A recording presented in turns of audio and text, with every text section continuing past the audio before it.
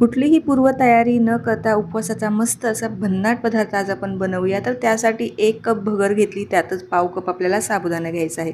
मस्त अशी पावडर तयार करून घ्यायची आहे.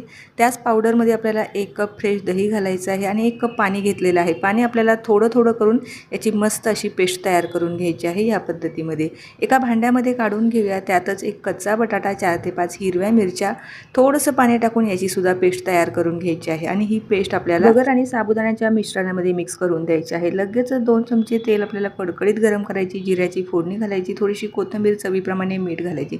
इथे उपवासाला तुम्ही कोथिंबीर खात नसाल किंवा जिरं खात नसाल तर पूर्णपणे स्किप करू शकता.